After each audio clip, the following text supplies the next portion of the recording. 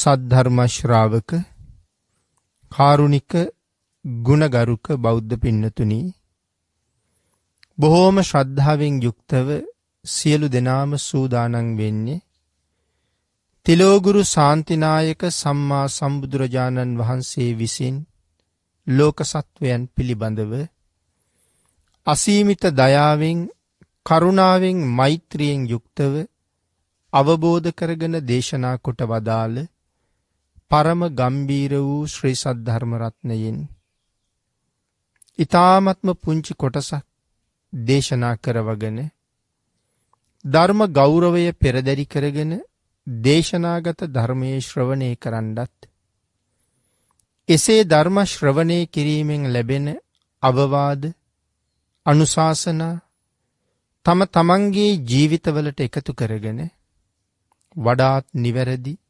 මෙලව ජීවිතයක් සකස් කරගන්නත්, නිවැරදි වුණ මෙලව ජීවිතයක් තුළින් සුගතිගාමී වූ පරලොව ආයති භවයකින් සැනසෙන්නත්, අවසානයේ ප්‍රාර්ථනා කරන බෝධියෙන් සැප සහිත ප්‍රතිපදාවෙන් ඊ타ම ඉක්මන් භවයක උතුම් චතුරාර්ය සත්‍ය ධර්මය අවබෝධ කරගෙන සංසාරයෙන් එතර වීමේ බලාපොරොත්තුවත් ඇතුව පින්නතුනි, ඒ උතුම් බලාපොරොත්තු ප්‍රාර්ථනා ඒ ආකාරයෙන්ම මුදුන්පත් කර ගැනීම සඳහා උතුම් වූ ධර්ම දානානිසංසයත් ධර්ම ශ්‍රවණානිසංසයත් සියලු දෙනාටම හේතු වේවා කියලා ප්‍රාර්ථනා කරනවා. අද ධර්මදේශනාවේ මාතෘකාව හැටියට මම යොදා ගන්න කල්පනා කළේ ධම්මපද පාළියේ ආත්ම වර්ගයේ සඳහන් වන භාග්‍යතුන් වහන්සේ දේශනා කොට වදාළ උතුම් ගාථා රත්නයක්. ඒ ගාථා රත්නේ තමයි අත්ත දත්තං පරත්තේන බහුනාපින හාපයේ අත්ත දත්තම් මබිඤ්ඤාය සදත්ත පසුතෝසියා. මේ ගාථා රත්නේ සරල තේරුම තමයි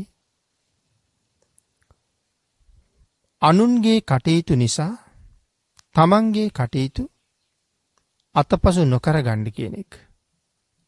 අත්වැඩ මේ යයි මනාව දැනගෙන එහි වහවහ නියැලිය යුතුයි.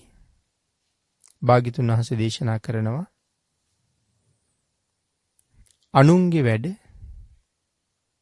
කළ යුතු දේවල් මේවා අපේ යුතුයකම් මං විසින් සම්පූර්ණ කරලා දිය යුතුයි. මම නොහිටියොත් කරලා දෙන්න කෙනෙක් නැහැ. මේ ආදී වශයෙන් නොයෙක් කරුණු දක්ව අනුන්ගේ වැඩ සඳහා නොයෙක් ආකාරයෙන් යෙදෙන පුද්ගලයා තමන්ගේ කටයුතු අතපසු කරගන්න කෙනෙක්. නමුත් දේශනා කළා ඒ යුතුයකම් කරන අතරේ අනුන් වෙනුවෙන් කටයුතු කරලා දෙන අතරේ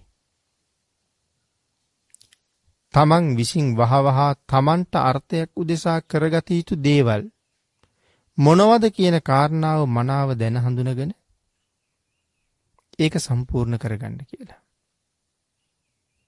මේ ගාථා රත්නේ දේශනා කොට වදාළේ අත්තදත්ත කියන භික්ෂූන් වහන්සේ අරමුණු කරගෙන. අපේ බුදුරජාණන් වහන්සේ සවැත් නුවර ජේතවනාරාමේ වැඩ ඉන්න කාලේ. පින්නතුනි, වැඩ ඉන්න කාලේ කියහම අපේ භාග්‍යතුන් වහන්සේගේ අවසන් සාර මාසයේ ගත වෙන කාලේ. එක දවසක් භික්ෂූන් වහන්සේලාට ආමන්ත්‍රණය කරලා බුදුරජාණන් වහන්සේ සිහිපත් කළා. මහණෙනි, භාග්‍යතුන් වහන්සේ වැඩ ඉන්නේ තවත් 4 මාසයක් විතරයි කියලා. ඉතින් ඒ කාරණාව ඇහුවට පස්සේ පෘථග්ජන භික්ෂූන් වහන්සේලාට දරා ගන්න බැරි තරම් සංවේගයක් ඇති වුණා. රහතන් වහන්සේලාටත් ධර්ම සංවේගය ඉපදුණා. ඉතින් පෘථග්ජන භික්ෂූන් වහන්සේලා නිතර නිතර තැන තැන රැස් වෙලා භාග්‍යතුන් වහන්සේ තවත් 4 මාසයක් විතරයි අපිත් එක්ක වැඩ ඉන්නේ. භාග්‍යතුන් වහන්සේ ජීවමානව වැඩ ඉන්න කාලෙම අපිට මේ සංසාරයෙන් එතර වෙන්න යමක් කරගන්න බැරි වුණා. ආර්ය මාර්ගඵල වලට ගමන් කරගන්න බැරි වුණානේ. ආන් ඒ විදිහට කතා කර කර සංවේග උපදවමින් කාලය ගත කළා. මේ භික්ෂූන් වහන්සේලා අතර එදා ධම්සභාවේ හිටිය මේ අත්තදත්ත කියන භික්ෂූන් වහන්සේත්. උන්වහන්සේ එදා ඒ කාරණාව බුදුරජාණන් වහන්සේගෙන් දැනගත්තට පස්සේ වහවහ ධර්මානුධර්ම ප්‍රතිපත්තියේ යෙදෙන කාර්ය තව තවත් ඉක්මන් කළා. අනික් භික්ෂූන් වහන්සේලා භාග්‍යතුන් වහන්සේගේ පරිනිර්වාණය ගැන කතා කර කර තන තන කාලය ගත කරනකොට අත්තදත්ත භික්ෂූන් වහන්සේ ඒ භික්ෂූන් වහන්සේලා ළඟට ගියේවත් නැහැ. උන්වහන්සේ යොහුසුළු වුණා තමන්ගේ කටයුතු වෙනුවෙන්. බුදුරජාණන් වහන්සේට අනික් භික්ෂූන් වහන්සේලා එක දවසක් මතක් කළා ස්වාමීනි භාග්‍යතුන් වහන්සේ බුදුරජාණන් වහන්සේ දැනට දින කීපයකට කලින් ධම්සභාවේදී අපට සිහිපත් කළා තව 4 මාසයකට වඩා භාග්‍යතුන් වහන්සේ ජීවමානව වැඩ නොසිටින බව. ස්වාමීනි ඒ මොහොතේ ඉඳලා ඇති වුණු සංවේග සිත පාලනය කරගන්න අපට අමාරුයි.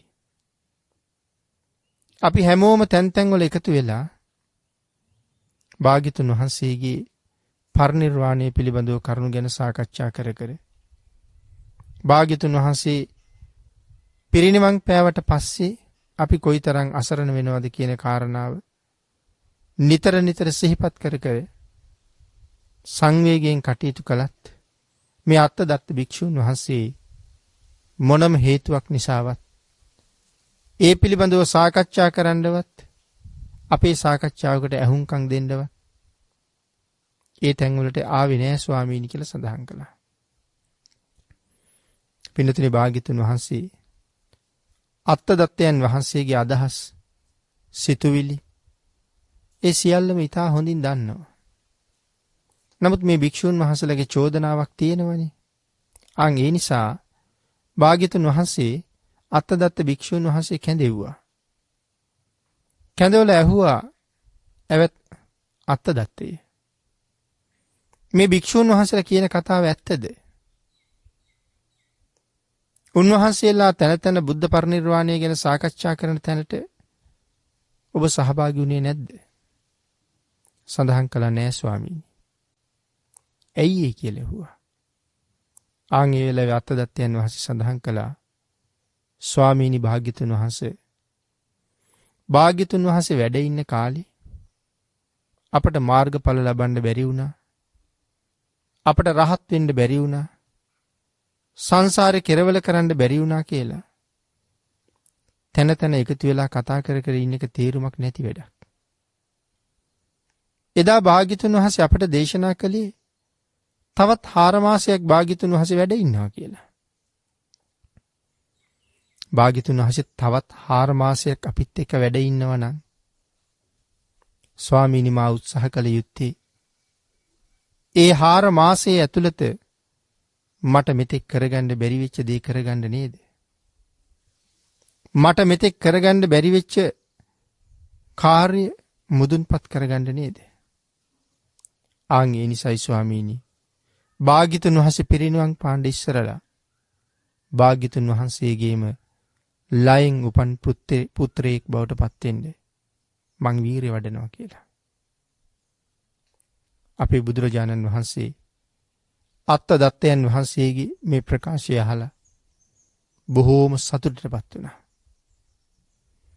අත්තදත්තයන් වහන්සේ එදා කරපු ප්‍රකාශය අරමුණු කරගෙන තමයි අපි මුලින් මාතෘකා කරගත්ත ගාථා රත්නය භාග්‍යතුන් වහන්සේ දේශනා කොට වදාළේ.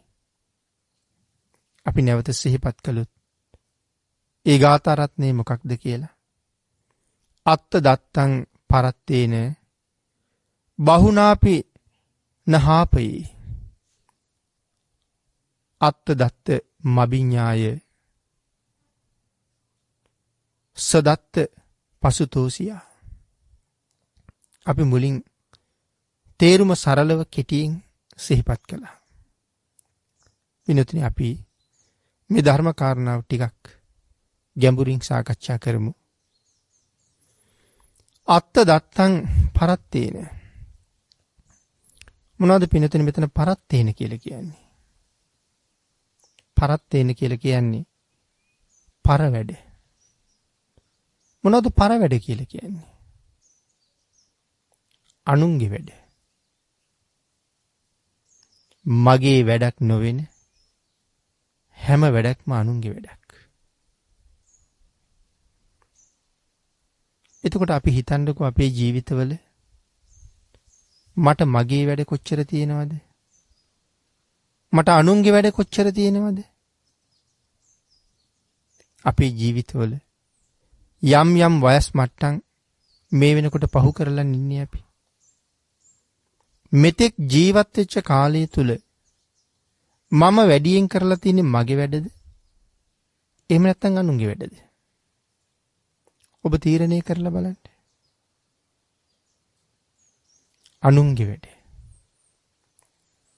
මම සඳහන් කළා මගේ වැඩක් නොවන හැම එකක්ම අනුන්ගේ වැඩක් කියලා. එතකොට මෙතන මොනවද මගේ වැඩ අනුන්ගේ වැඩ කියලා කියන්නේ? අපිට යුතුයකම් කරන්න තියෙනවා. මව්පියෝ වෙනුවෙන් යුතුයකම් කරන්න ඕනේ. දූ දරුවෝ වෙනුවෙන් යුතුයකම් කරන්න ඕනේ. ස්වාමියා බිරිඳ වෙනුවෙන් යුතුයකම් කරන්න ඕනේ. යාළු මිත්‍රයෝ වෙනුවෙන් යුතුයකම් කරන්න ඕනේ. ගම වෙනුවෙන්, රට වෙනුවෙන්, ජාතිය වෙනුවෙන් යුතුයකම් කරන්න ඕනේ. මේ වාගේ කළ යුතු බොහෝ දේවල් අපිට තියෙනවා. හැබැයි පින්නතුනි අපි ප්‍රඥාවන්ත වෙන්න ඕනේ. අපි මේ සඳහන් කරපු කෙටි කරුණු ටික අතරේ මම වෙනුවෙන් කළ යුතු දේවලුත් අනුන් වෙනුවෙන් කළ යුතු දේවලුත් තියෙනවා. ඒක මේ කාරණා අතරින් වෙන් කරන්න ඕනේ. මම වෙනුවෙන් කළ යුතු දේ මොනවද මෙතන තියෙන්නේ? අනුන් වෙනුවෙන් කරන දේ මොනවද මෙතන තියෙන්නේ? අපි හිතමු අම්මා තාත්තා වෙනුවෙන් යුතුයකම් කරනවා. ඔබ හැබැවින්ම හිතලා බලන්නකෝ. එතන කර තියෙන්නේ මම වෙනුවෙන් කළ යුතු කාර්යයක්ද? අනුන් වෙනුවෙන් කළ යුතු කාර්යයක්ද කියලා. ආන් ඒක විසඳගන්න. ඒක නිවැරදි කරගන්න. ඒක තේරුම් අරගන්න අපිට ප්‍රඥාවක් තියෙන්න ඕනේ. ඇත්තටම මව්පියෝ වෙනුවෙන් යුතුයකම් කරනවා කියලා කියන්නේ මම මටම යුතුයකම් කරගන්නවා කියන එකයි. මම වෙනුවෙන්ම යමක් කරගන්නවා කියන එකයි. ඒකෙන් මව්පියන්ට වෙන යහපතක් තියෙනවා. මව්පියන්ට වෙන සහනයක් තියෙනවා. නමුත් මව්පියන්ට සැලකීම දරුවෙකුට කොයිතරම් කුසල් අත්පත් කරලා දෙන කටයුත්තක්ද? ඒක දරුවෙකුට මොනතරම් ආශිර්වාදයක්ද? එතකොට ඒක මව්පියෝ වෙනුවෙන් තමයි කරන්නේ. හැබැයි ඒකදී Tamanට මහත් ලොකු යහපතක්ද සැලසෙනවා. දරුවෝ වෙනුවෙන් කළ යුතු කාර්යයක් කොහොමත් අපිට තියෙනවා. දරුවෝ හදාගත්ත නිසා ඒ සමාජය අසරණ කරන්නේ නැතුව කටයුතු කරන්න අපි හැම වෙලාවෙම වග බලා ගන්න ඕනේ. නෑදෑයෝ වෙනුවෙන්, සමාජය වෙනුවෙන්, රට ජාතිය වෙනුවෙන් අපි කළ යුතු ප්‍රමාණයක් තියෙනවා. හැබැයි අපි මුලින් සඳහන් කළා වගේ ඥානවන්ත වෙන්න ඕනේ. මේ කළ යුතු ප්‍රමාණය තුල සීමාව තුලද මම ඉන්නේ? නැත්තම් සීමාව ඉක්මවල ගිහිල්ලාද ඉන්නේ කියලා.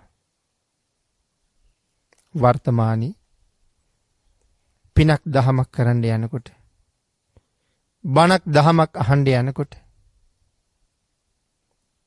තවත් නොයෙක් කුසල් රැස් වෙන භාවනාදී පුණ්‍ය කර්මයන් කරන්න සූදානම් වෙනකොට, ශ්‍රම දාන ආදී වාගේ දේවල් වලට සූදානම් වෙනකොට හුඟක් අය ඒ දේවල් වලට දක්වන උනන්දුව හරි අඩුයි.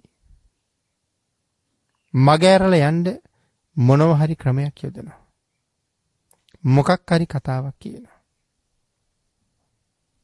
උදේ ඉඳලා රෑ වෙනකන් අපි හේනේ වැඩ කරනවා. කුඹුරු වැඩ කරනවා. රැකියා ස්ථානේ වැඩ කරනවා. තවත් නොඑක් තැන්වල වැඩ කරනවා. යාළුවන්ගේ වැඩවලට යනවා. මිත්‍රයන්ගේ වැඩවලට යනවා. දන්න අඳුරන තව තව අයගේ නොඑක් කටයුතු වලට යනවා. මේ කාරණාවන්ගෙන් කෝ තමන්ගේ ප්‍රමාණය? මම මුලින් මතක් කළා. මව්පියන්ට යුතුයකම කරන එක හරිම වටිනවා. ඒකෙන් මගේ සංසාර ගමනට ලොකු සුවයක් ලැබෙනවා. සසර යහපත උදෙසා හේතු වෙනවා ඒ කාරණාව. විහාරස්ථානවලට යනවා. ශ්‍රම දාන කටයුතු කරනවා. චෛත්‍ය බෝධිය මේ ආදී දේවල් වල සංවර්ධන කටයුතු කරනවා. අපිට පාඩුද? අපිට ලාභයි. ඒ තුලින් රැස් වෙන්නේද මහා කුසල කර්මයක්. දැන් අපේ පින්නතුන් ධර්මදේශනාවලදී අහලා තියෙනවා මං හිතන්නේ. සුදහපින්ඩිය මහරහතන් වහන්සේගේ අපදානය අපි අපදාන පාළියේ සඳහන් වෙනවා. මහා කල්ප ගණනාවක්. මනුලවයි දෙව්ලොවයි විතරයි සැරිසරලා තියෙන්නේ. මොකක් කරපු පින නිසාද? චෛත්‍යයක එක පිපුරුමක් බදාම පිටක් අරගෙන වහපු නිසා. සුදහපින්ඩිය කියලා නම ලැබුණෙත් ඒකයි. චෛත්‍යයක එක පිපුරුමක් බදාම පිටකින් වහලා මේ තරම් ආනිසංසයක් ලබන්න පුළුවන් නම් චෛත්‍යයක් උදෙසා කරන වත්පිළිවෙත් අපිට සංසාරේ කොයිතරම් සුවයක් ගෙනල්ලා දෙනවද?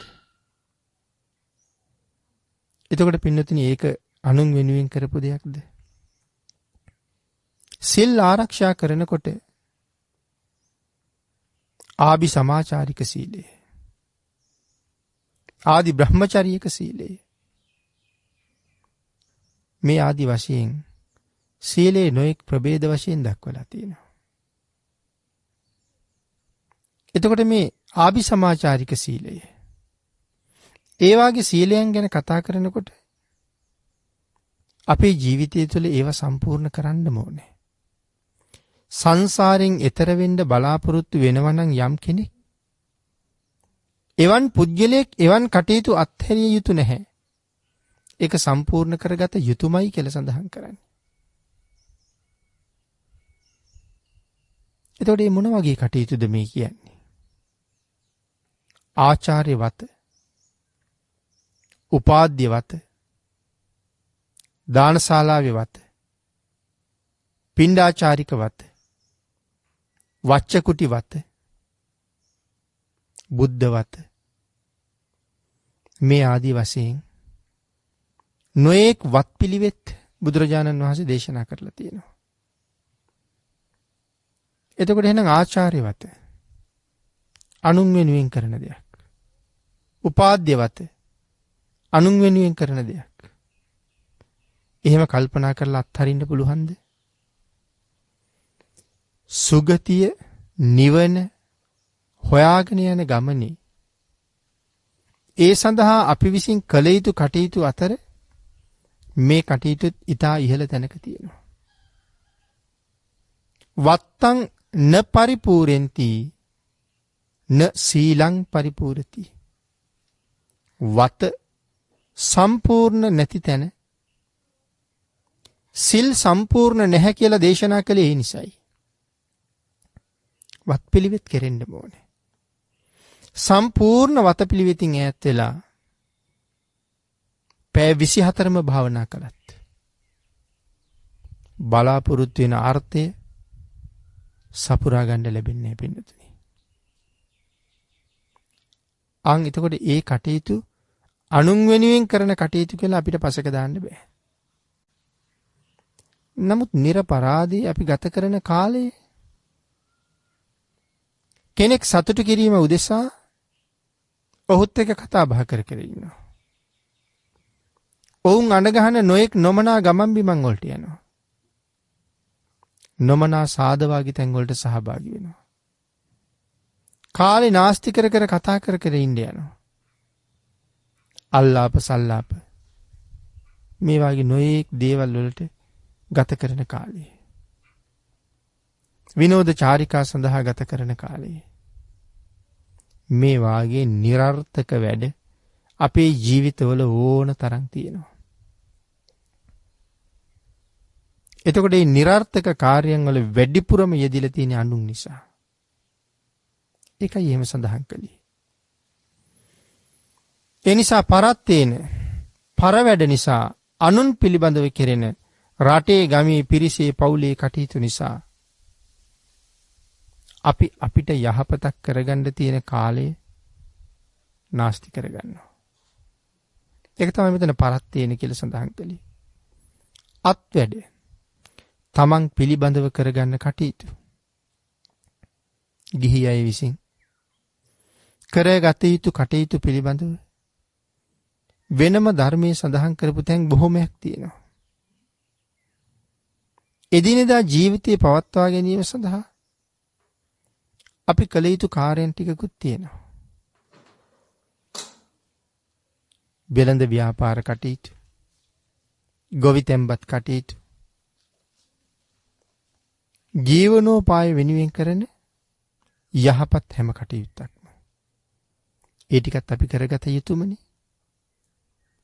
පින්නතුනි, එයින් අත මිදෙන හැම මොහොතකම ධර්ම ශ්‍රවණය කිරීම, සිල් සමාදන් වීම, සමාදන් වුණ සීලය ආවර්ජනය කිරීම, සිල් බිඳුනද කියන කාරණාව විශේෂයෙන් ආවර්ජනය කිරීම, ඊටාම සිහියෙන් කටයුතු කිරීම, දන් පැන් පූජා කිරීම, ලෙඩ වෙච්ච අයට අපෝපස්ථාන කටයුතු කිරීම, අසරණයන්ට පිහිට වීම, මේ හැම කටයුත්තක්මත් අනුන් වෙනුවෙන් කෙරෙන පැත්තක් තිබුණත් ඒ හැම එකකම Tamanට කෙරෙන යහපතක් තියෙනවා. ඒ නිසා එවන් කටයුතුත් අපි සම්පූර්ණ කරගන්න ඕනේ. ඊළඟට සඳහන් කරනවා මෙතන අත්ත දන්තං මබිඤ්ඤාය. අත්වැඩ මනාකොට දැනගෙන තමා පිළිබඳව කටයුතු මනාව පිරික්සලා ඒක නිවැරදිව සම්පූර්ණ කරගන්න කියලා. තමන්ගේ ආත්මාර්ථයේ පිණිස කරගත යුතු කටයුතු මොනවද? ඒක මනාව තීරණය කරන්න කිව්වා. ඒතර මොනවද ආත්මාර්ථයේ උදෙසා කරගත යුතු කටයුතු? විශේෂයෙන් සඳහන් කරනවා සිල් සමාදන් වීම. පංචශීලය ආරක්ෂා කිරීම. උපෝසත දවසට උපෝසත සිල් ආරක්ෂා කිරීම. අප විසින් අනිවාර්යයෙන්ම කළ යුතුම දෙයක්. කෙනෙක් අහන්න පුළුවන්, කෙනෙක් හිතන්න පුළුවන් මේවා අනිවාර්යයෙන්ම කළ යුතු දේවල්ද කියලා. අනිවාර්ය කරලා නේ. අනිවාර්යද නැද්ද කියලා තීරණය කරන්න ඕනේ අපි. අපේ බුදුරජාණන් වහන්සේ කරුණ පෙන්වුවා විතරනේ පින්නතුනි. අක්කා තාරෝ තථාගතෝ. තථාගතවරු මග කියලා දෙන්නෝ විතරයි. ඒ මග යනවද නැද්ද කියන එක අපේ තීරණයක්. ඊටාම කලාතුරකින් ලෞතුරා බුදුවරු ලෝකෙ පහළ වෙන්නේ. කල්ප කාලාන්තරයක් ගෙවිලා යනවා. ඒ තරම් කල් ගත වෙන්නේ ලෞතුරා බුද්ධත්වයේ සඳහා පාරමිතා පුරන උත්තමයන්ගේ තියෙන දුර්ලභ බව නිසා. අතිශය දුෂ්කර කාර්යයක්. කවදාවත් සාමාන්‍ය කෙනෙකුට වචන වලින් කියලා ඉවර කරන්න බැරි තරම් දුෂ්කර කාර්යයක්. මෙතනින් මහ රහතන් වහන්සේ නමකටවත් ප්‍රකාශ කරලා ඉවර කරන්න බැරි තරම් දුෂ්කර කාරණාවක්. මහ රහත් වෙච්ච උත්තමයෙකුටවත් වඩන්න බැරි දුෂ්කර පාරමිතා සමුදායක්. බුදු පසේ බුදු මහරහත් කියලා සඳහන් කරාම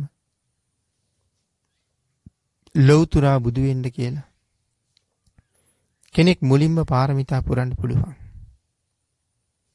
පාරමී පුරාගෙන යන සංසාරේ ලෞතුරා බුද්ධත්වයට තව කොතරම් පාරමිතා පිරිය යුතුද?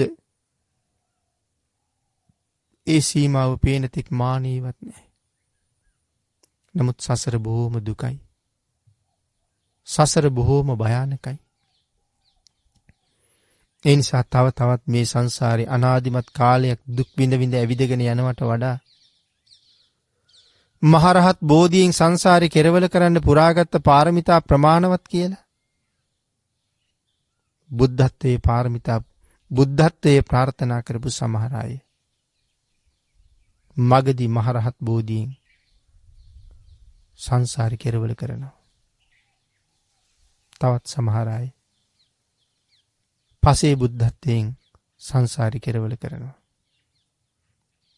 ලෞතුරා බුද්ධත්වයේ වෙනුවෙන් මුලින් පාරමිතා පිරුව අය අතර අති විශිෂ්ටතම වීරයක් තියෙන කෙනෙකුට විතරයි පාරමී, උපපාරමී, පරමත්ත පාරමී ආදී වශයෙන් සම 30 පාරමීන් සම්පූර්ණ කරලා ඒ උතුම් සම්මා සම්බුද්ධත්වයට යන්න ශක්තිය තියෙන්නේ. ඒ නිසා ලෞතුරා බුදුරජාණන් වහන්සේ ඒතා දීර්ඝ කාලයක් මේ සංසාරේ නොවිඳිනා දුක් විඳා බෝධිසත්ව කාලේ. එහෙම දුක් විඳලා පාරමී පූර්ණේ කරලා ලෞතුරා බුද්ධත්වයේ ලබාගෙන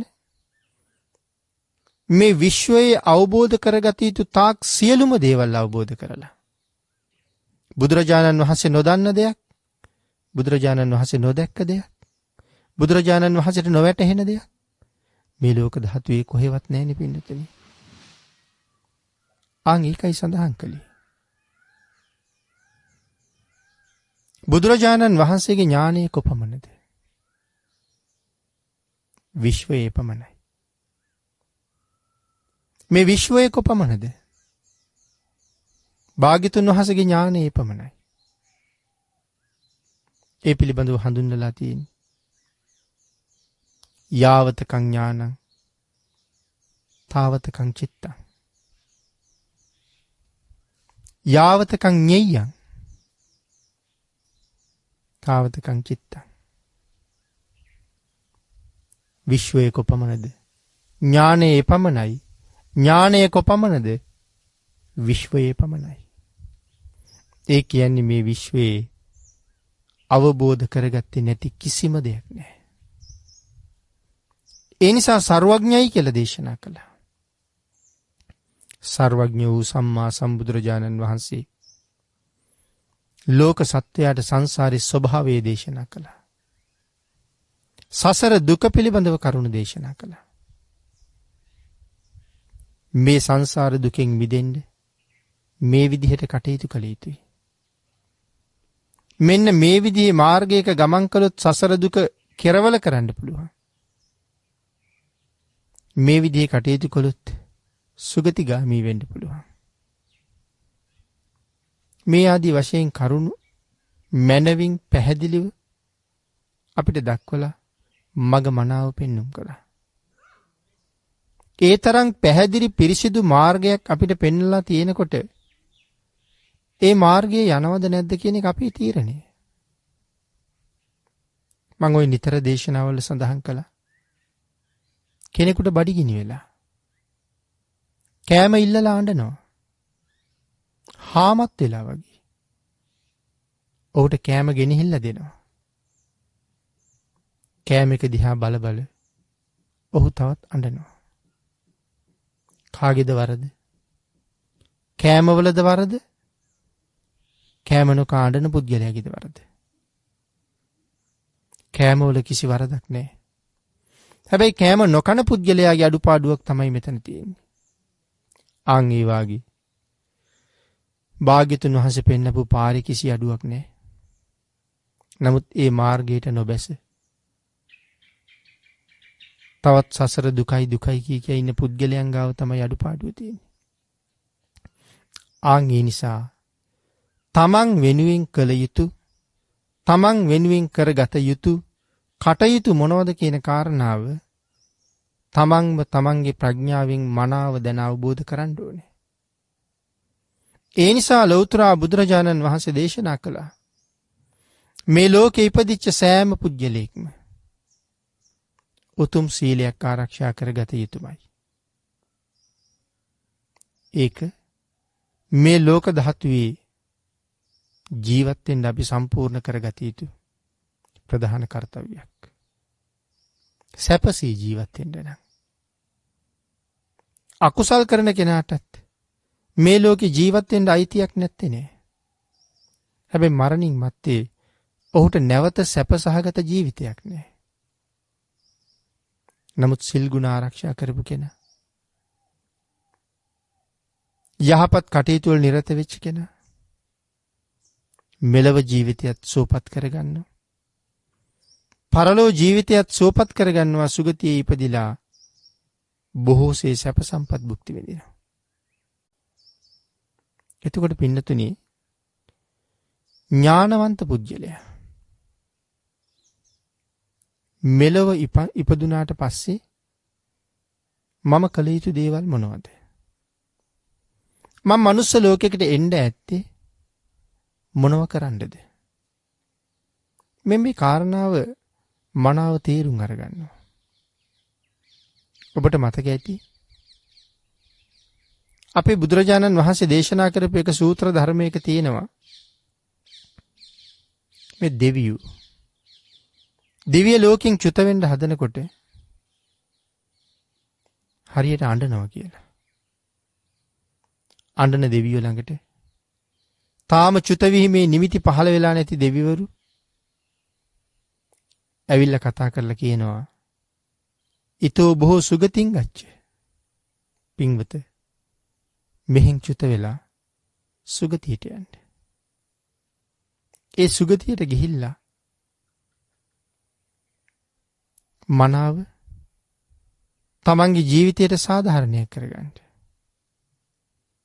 ඒ සාධාරණය කර ගැනීම සඳහා ඒ සුගතියේ මනාව පිහිටිය යුතු තැන පිහිටන්න.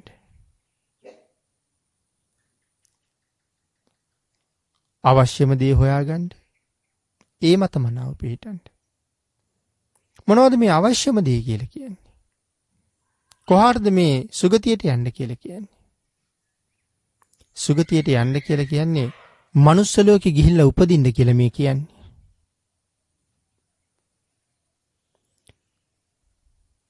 පින්වත, සුගතියේ ගිහිල්ලා උපදින්න. එහි තියෙන මනා ලැබුම ලබන්න. ශ්‍රද්ධාවන්ත වෙන්න. ශ්‍රද්ධාව ලබන්න. භාග්‍යතුන් වහන්සේගේ ධර්මය හොයාගන්න. හොඳම දේ හොයාගන්න. ධර්මය හොයාගෙන ශ්‍රද්ධාවේ පිහිටලා බොහෝ කුසල් රැස් කරගෙන නැවත අපි ගාවටම එන්න කියලා කියන්නේ. එහෙම හිතහම ඇත්තටම අපි ඇවිල්ලා තියෙන්නේ මොකටද? බොහෝ කුසල් රැස් කරගන්න. බුද්ධෝත්පාද කාලයක විශේෂයෙන් මේ කාරණාව දෙවියෝ චුත වෙන්න හදන දෙවියන්ට කියනවා වෙන්න බැරිද? අබුද්ධෝත්පාද කාලයක සුගතියේ ඉපදිලා මනා ලැබුම ලබන්න ඒ මත පිහිටන්න කියලා කියන්න බැරි වෙතිනේ. මනා ලැබුමනේ භාග්‍යතුන් වහන්සේගේ ධර්මය. එතකොට අබුද්ධෝත්පාද කාලයක භාග්‍යතුන් වහන්සේගේ ධර්මය නෑනේ. ඒ මත ශ්‍රද්ධාවෙන් පිහිටන්න එතකොට කොහොමත් බෑනේ. එහෙමනම් බුද්ධෝත්පාදයක මනුස්ස ලෝකේ ඇවිල්ලා ඉපදිලා තියෙන්නේ. වැඩි වැඩියෙන් පින් කරගන්න. කුසලයෙන් ජීවිතේ පුරව ගන්න. ආන් ඒක නිසා ශ්‍රද්ධාවයි ප්‍රඥාවයි එහෙම ජීවිතයක් පෝෂණය කරන්න අත්‍යවශ්‍යමයි. ශ්‍රද්ධාවෙන් තොරව මේ සංසාරයෙන් ඈතර යන්න අපිට කටයුතු කරන්නත් බෑ. ශ්‍රද්ධාව තිබුණා කියලා ප්‍රඥාව නැත්තම් ඒක මනාව අර්ථවත් කරගන්නත් බෑ. අන් ඒ නිසයි මම මුලින් සඳහන් කළේ ප්‍රඥාව මෙහෙवल තමන් කළ යුත්තේ මොනවද කියලා තීරණය කරන්න ඕනේ. ඒ තීරණය කළාට පස්සේ ඒ කළ යුතු දේවල් වල යෙදෙන්න අපිට හොඳ ප්‍රඥාවකුත් තියෙන්න ඕනේ. ඒ ප්‍රඥාවෙන් තමයි අපි තීරණය කරන්න ඕනේ. මෙන්න මේ ප්‍රමාණය මම අනිවාර්යෙන් සම්පූර්ණ කරන්න ඕනේ කියලා. මොකක්ද මේ ප්‍රමාණය? ඒ ප්‍රමාණය තමයි පින්නතුනි සංසාරයෙන් එතර යන්න මා විසින් කළ යුත්තේ මොනවද කියන එක දැනගන්න එක. එහෙනම් අපි මුලින් සඳහන් කළා සියල්ල අවබෝධ කරගත්ත සියල්ල දන්න තිලෝගුරු සම්මා සම්බුදුරජාණන් වහන්සේ අපිට කරුණ දේශනා කොට වදාලා මේ ලෝකේ ඉපදිච්ච සත්වයා ඒකාන්තයෙන්ම මෙන්න මේ ශික්ෂාපද පහ යටතේ ශික්ෂණයකට පත්විය යුතුමයි කියලා. මොනවද මේ ශික්ෂාපද පහ? ඒ ශික්ෂාපද පහට තමයි අපි පන්සිල් කියලා කියන්නේ. පංචශීලය ආරක්ෂා කරන්න කියලා අපිට කරුණු දේශනා කොට වදාළි. මේ ලෝකේ එක්තරා පිරිසකට විතරක් නෙමෙයි. බුදුරජාණන් වහන්සේලා සොයාගත් ධර්මය සකල ලෝක සත්වයාටමනේ. සකල ලෝක සත්වයාටම අනුකම්පාවෙන් තමයි ලෞතර බුද්ධත්වයේ ලබන්නේ. එහෙමනම් පන්සිල් ආරක්ෂා කරනවා කියන එක මේ ලෝකේ ඉපදෙන සෑම පුජ්‍යලයකටම පොදු සාධාරණයක්. පොදු ධර්මතාවයක්. ඒ උතුම් සිල් ආරක්ෂා කරගත්තාම අපිට විශේෂ සිල් ආරක්ෂා කරගන්න තවත් අවස්ථා භාග්‍යතුන් වහන්සේ දේශනා කරලා තියෙනවා. නිරන්තරයෙන් තමන් ආරක්ෂා කරගත යුතු සීලය පංචශීලය. ඒක අපේ නිත්‍ය සීලය. නමුත් උපෝසත දවසට උපෝසත සිල් ආරක්ෂා කරන්න කියලා විශේෂ නියමයක් තියෙනවා. කැමති නම් අෂ්ටාංග සීලය, නවාංග උපෝසත සීලය, දසාංග උපෝසත සීලය, මේ ආදී සිල් එක එක මට්ටම් වලින් දේශනා කරලා තියෙනවා. මේ උතුම් සීලයක් හැම මොහොතකම ජීවිතයක සම්පූර්ණ කරලා තිබිය යුතුමයි. ඒ කුමක් සඳහාද? තමන්ට වැඩක් කර ගැනීම සඳහා. කුමන જાතියේ වැඩක් කර ගැනීම සඳහාද? නිවන් දකින්නතුරු මේ සංසාරේ සුගතියෙන් සුගතියට යන්න. දුගතිගාමී වෙන්න නම් පින්නතුනි මේ ලෝකේ ජීවත් වෙන බොහෝ දෙනා ඉන්න විදිහ හොඳටම හොඳයි. නමුත් සුගතිගාමී වෙන්න නම් අපි ඉන්න විදිහ මීට වඩා වෙනස් කරන්න ඕනේ. අපේ ජීවත් වෙන රටාව මීට වඩා වෙනස් කරන්න ඕනේ. අපි හිතන විදිහ මීට වඩා වෙනස් කරන්න ඕනේ. අපි කතා කරන දේවල් මීට වඩා වෙනස් කරන්න ඕනේ. භාග්‍යතුන් වහන්සේ දේශනා කළා. කයෙන් කරන වැරදි සමුදායක් තියෙනවා. වචනයෙන් කරන වැරදි සමුදායක් තියෙනවා. සිතින් කරන වැරදි සමුදායක් තියෙනවා. සිත කය වචනය කියන ద్వාරත්‍රයේ පදනම් කරගෙන අපි විසින් සිද්ධ කරන අකුසල් 10ක් තියෙනවා. ආන්ගේ දස අකුසලයන්ගෙන් වහවහ අත මිදෙන එක තමන්ට සාධාරණයක් කරගන්න කැමති පුජ්‍යලෙක් කරගත යුතුම දෙයක්. ඊළඟට අපි මුලින් කතා කරපු යුතුයකම් ටික සම්පූර්ණ කරලා තිබිය යුතුමයි. ඊළඟට පින්නතුනි සුගතියක ඉපදුනාට විතරක් මදිනේ. අපි කියමු මනුස්ස ලෝකේ ඉපදුනා කියලා. ආහාර පාන, ගෙවල් දොරවල්, යාන වාහන, ඇඳුම් පැළඳුම් මේ වගේ අපිට අවශ්‍ය දේවල් කොච්චර තියෙනවද? ඒ අවශ්‍ය දේවල් සම්පූර්ණ කරගන්න. අපි විසින් දානය ප්‍රගුණ කරලා තියෙන්න ඕනේ. ඒ දන් දෙනකොට නොඑක් ආකාරයෙන් දානයන් පිළිබඳව ධර්මයේ අපිට දේශනා කළා. දන් දිය යුතු දේවල් පිළිබඳව විවිධ වශයෙන් දේශනා කළා. ඒ දන් දිය යුතු දේවල් සියල්ලම අපි දන්නෙත් නෑ පින්නතුනි. මේ දේවල් දුන්නහම ලැබෙන්නේ මේ දේවල් කියලා දන්නෙත් නෑ.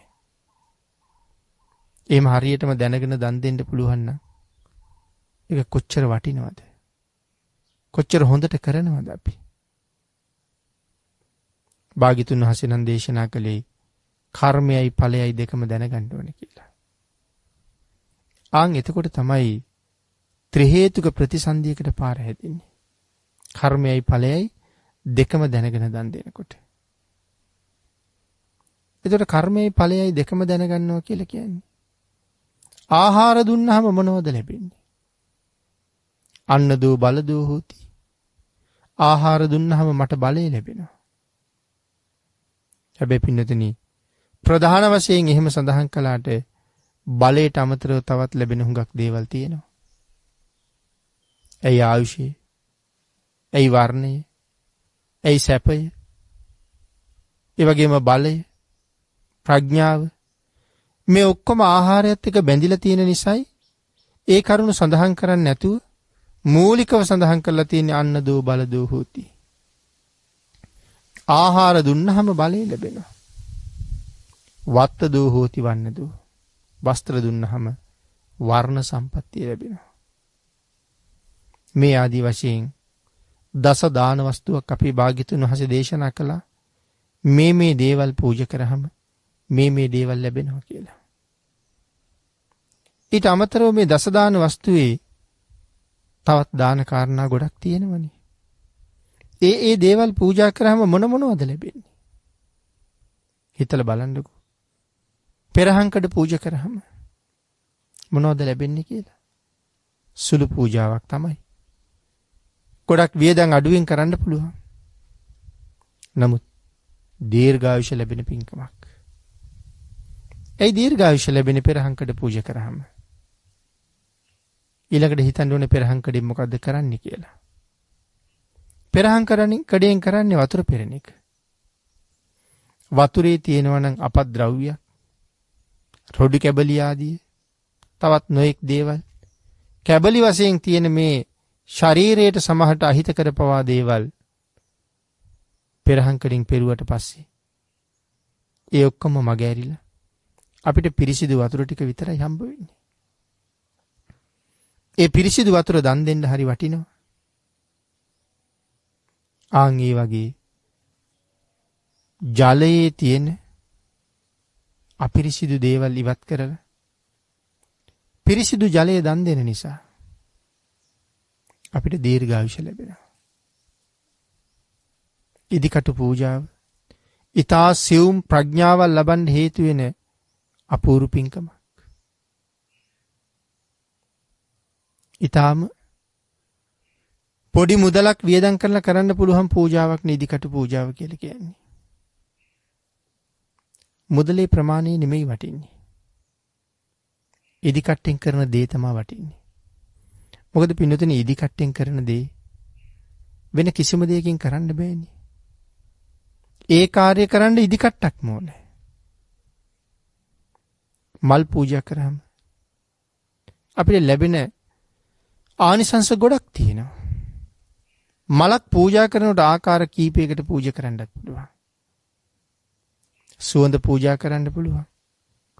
වර්ණ පූජා කරන්න පුළුවන්. සැප පහසුව පූජා කරන්න පුළුවන්.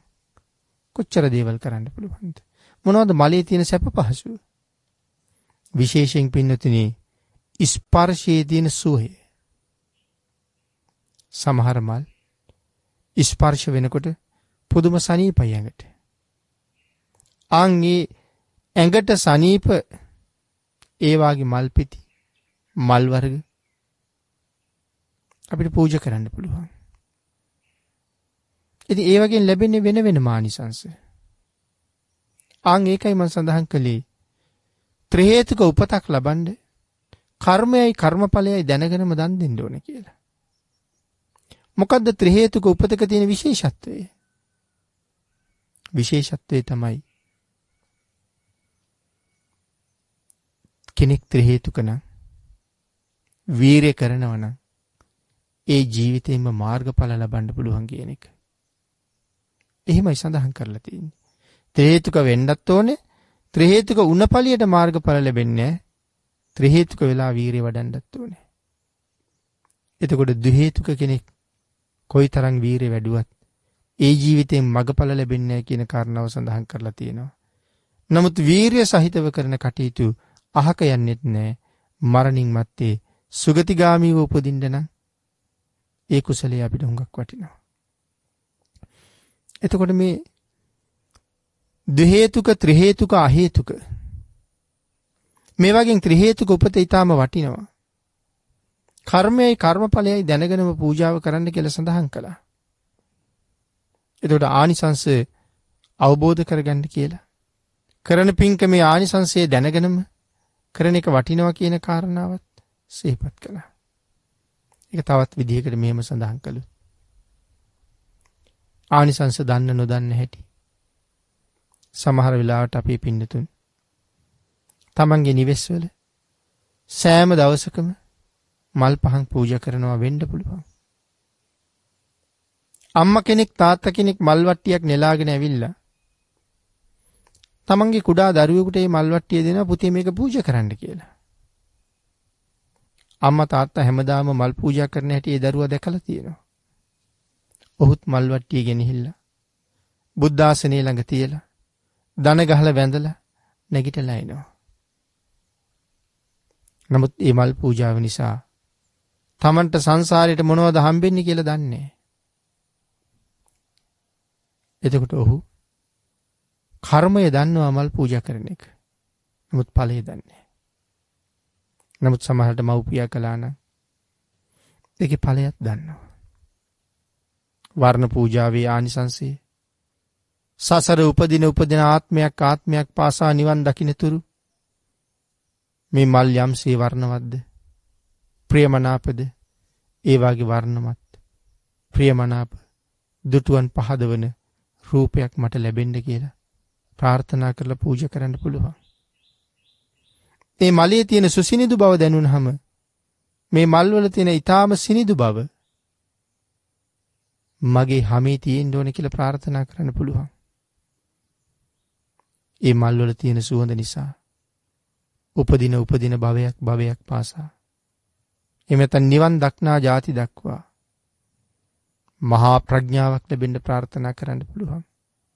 හැබැයි මේ ප්‍රාර්ථනාව අතරේ ආපෞසරයක් අපිට ප්‍රඥාව තියෙන්න ඕනේ ප්‍රාර්ථනාව හරියට කරන්න.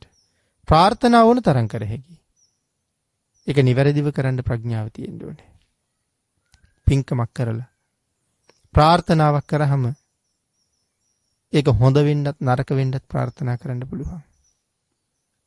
මහා චද්දන්ත ජාතක කතාවේ අපිට ඒකට හොඳ උදාහරණයක් තියෙනවා. චද්දන්ත හස්ති රජුරුවන්ගේ දෙවෙනි බිරිඳ පසේ බුදුරජාණන් වහන්සේලාට පළතුරු පූජා කරලා ප්‍රාර්ථනා කළේ මං ඉක්මනට මැරෙන්න ඕනේ. මදුරට සාගල නුවර රජුරුවන්ගේ දුව වෙලා ඉපදෙන්න ඕනේ. සුදුසු රජෙක් සමග විවාහ වුණාට පස්සේ ඒ රජු කැමති කරවගෙන මේ චද්දන්ත හස්තියා මරවන්න මට ලැබෙන්න ඕන කියලා. ඒ ප්‍රාර්ථනාවට අනුව ඒ කාර්යයන් ඔක්කොම සිද්ධ වෙනවා. ස්වර්ණ තිලක ප්‍රාර්ථනා කළේ වර්ණ සම්පත්තිය, රූප සම්පත්තිය. මම දකින් පිරිමි අය උමතු වෙන්න ඕනේ කියලා ප්‍රාර්ථනා කළේ.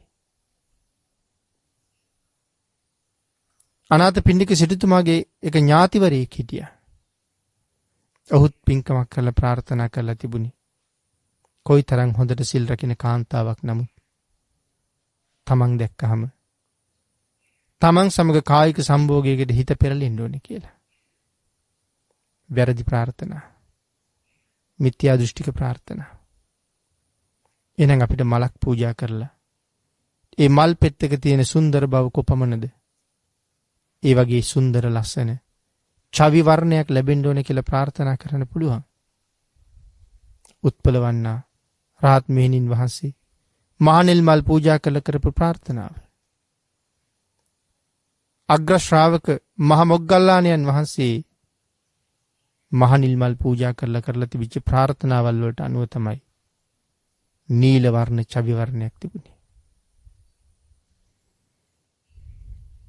එතකොට පින්නතනේ ඒ වාගේ පෙනුම ලස්සන වෙලා රුව ලස්සන වෙලා ඉපදුනහම ඔබට හිතෙන්නේ නැද්ද අකුසලයට යන්න මම්පෙත් හුඟක් විවෘත වෙනවා කියලා? අදත් හිතලා බලන්නකෝ අපේ සමාජයේ ලස්සන පෙනුමක් ලස්සන වර්ණය තියෙන අය සාමාන්‍ය අයට වඩා හුඟක් පව් කරගන්නේ නැද්ද කියලා? ඔවුනොවුන් කෙරෙහි ඇලිලා, ඔවුනොවුන්ට බැඳිලා, ඔවුනොවුන් වසඟත් වේට ගිහිල්ලා කොයිතරම් අකුසල් කරනවද? ප්‍රඥාව සහිතව හිතලා බලන්න. ආන් ඒකයි මං සඳහන් කළේ ප්‍රාර්ථනාවේදී ප්‍රඥාව අවශ්‍යයි කියලා. ලස්සන රූපයක් ප්‍රාර්ථනා කරන්න පුළුවන්. හැබැයි ඒත් එක්කම ප්‍රාර්ථනා කරන්න.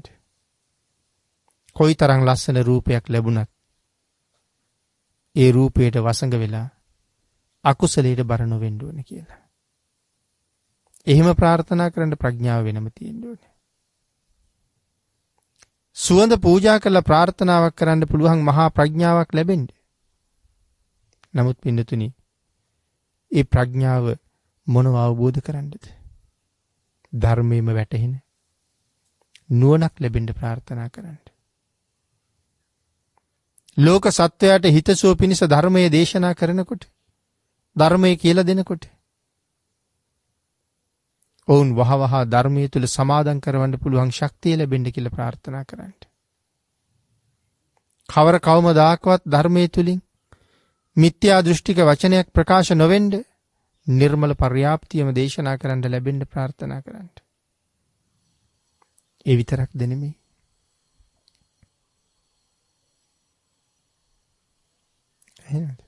ඒ විතරක්ද නෙමෙයි පින්නතුනි. ප්‍රාර්ථනාව ගුණ කරන්න. ධර්මයේ ලැබෙන ප්‍රඥාවක් ලැබෙන්නත් ඕනේ. ධර්මයේ ලැබෙන ප්‍රඥාවක් ලබනවා වගේම මිසදිටුවන් යහමගට අරගන්න. නොඑක් ආකාරයෙන් කරුණු දක්වන්න. තවත් නොඑක් විශේෂ කරුණු පිළිබඳව ඔවුන්ට සාපේක්ෂව කතා කරන්න මහා ඥාන ශක්තියක් ලැබෙන්න ඕනේ. මේ විදිහට කල්පනා කර කර ප්‍රඥාවෙන් යුතුව ප්‍රාර්ථනා කීයක් ගොනු කරන්න පුළුවන්ද දන්න කෙනෙකුට. ඉතින් වැඩිහිටියා කාරණාව දන්නවා නම් වැඩිහිටියා කරුණ එහෙම ගොනු කරනවා. නමුත් දරුවා ඒ මුකුත් දන්නේ නැහැ. එහෙනම් කර්මයයි කර්මඵලයයි විශ්වාස කරගෙන කර්මයයි කර්මඵලයයි අදහගෙන දැනගෙන කරන පින්කම ත්‍රි හේතුක ප්‍රතිසන්දියකට පාර හදනවා. එහෙම නැත්නම් අපිට ද්වි හේතුක උපතකට මග හැදෙනවා. අපි හැමෝගෙම ප්‍රාර්ථනාව බලාපොරොත්තුව ත්‍රි හේතුක උපතක් ලැබෙන එක. එතකොට පින්නතුනි, තමන්ට යහපතක් කරගන්න කල්පනා කරනකොට කළ යුතු කාර්යයන් කොච්චරද? සිල් රකින්න ඕනේ, දන් දෙන්න ඕනේ, තිදර සංවර කරගන්න ඕනේ, කාලේ නාස්ති නොකරන්න ඕනේ, අනුන් වෙනුවෙන් කළ යුතු ප්‍රමාණය දැනගන්න ඕනේ, තමන් වෙනුවෙන් කළ යුතු ප්‍රමාණය හඳුනා ගන්න ඕනේ. මේ සියල්ල හරියටම සම්පූර්ණ කරගත්තාම නොඑක් වැඩ හරියට වැඩනේ කියලා කවුරුවත් කියන්නේ නැහැ. අනික කියන්න වුණත් ඒ කොච්චර වැඩ තිබුණත් ඒ අනුන් වෙනුවෙන් කෙරෙන හුඟක් කටයුතු පසෙක තියලා තමන් වෙනුවෙන් කරගත යුතු සාධාරණී කරගෙන ඉන්නවා. තමාට කරගත යුතු යුතුයකම සම්පූර්ණ කරගන්නවා. අංගේ විදිහට ඔබත් ශ්‍රද්ධාව ප්‍රඥාව පාවිච්චි කරලා තමන් වෙනුවෙන් කරගත යුතු ප්‍රමාණය විශේෂයෙන් සම්පූර්ණ කරගෙන අත්‍යවශ්‍ය යුතුයකම් ටිකත් නොපිරිහෙලා සම්පූර්ණ කරලා ඔබ ලබාගත් මේ උතුම් ජීවිතයේ හොඳ සාධාරණයක් මනා අර්ථයක් සම්පූර්ණ කරගෙන මෙලව සුවපත් කරගෙන පරලෝ සුගතිගාමි කරගෙන ප්‍රාර්ථනා කරන බෝධියෙන් සැප සහිත ප්‍රතිපදාවෙන් ඒ උතුම් නිවන කරා ගමන් කරන්න. අත්ත දත්තයන් වහන්සේ කල්පනා කළ විදිහට කල්පනා කරන්න. ඔබත් උත්සාහ කරන්න. භාග්‍යතුන් වහන්සේ දේශනා කොට වදාළි. තමන් වහන්සේ දේශනා කළා නම් යම් ප්‍රතිපදාවක් ඒ ප්‍රතිපදාවේ නොපිරිහෙලා යෙදෙනවා නම් යම් කෙනෙක් ඔහු භාග්‍යතුන් වහන්සේට සලකන කෙනෙක් කියලා. අත්ත දත්තයන් වහන්සේගේ ප්‍රතිපදාව භාග්‍යතුන් වහන්සේ අගය කළා. නමුත් තව නොබෝ දවසකින් භාග්‍යතුන් වහන්සේ පිරිනිවන් පානවනි කියලා කාලයේ මරමරා හිටපු අය භාග්‍යතුන් වහන්සේ අගය කළේ නැහැ. පින්නතුනි අදත් භාග්‍යතුන් වහන්සේ පිරිනිවන් පෑවත් අපි කෙරෙහි අනුකම්පාවෙන් සර්වඥ ධාතුන් වහන්සේලා භාග්‍යතුන් වහන්සේ ඉතුරු කළා. නෛර්යානික ශ්‍රී සද්ධර්ම රත්නයේ භාග්‍යතුන් වහන්සේගේ අදිෂ්ඨානයට අනුව තාමත් නිර්මලව වැඩ ඉන්නවා. ඒ උතුම් ධර්ම රත්නයෙන් ප්‍රයෝජන අරගෙන මේ උතුම් බුද්ධාන්තරයෙන් ඵල නෙලාගෙන මේ සසර කතරින් එතර වෙන්න තුනුරුවන්ගේ ආශිර්වාදයෙන් ශක්තිය ධෛර්යය භාග්‍ය වාසනාව නොවඩුව ලැබේවා කියලා ආශිර්වාද කරනවා.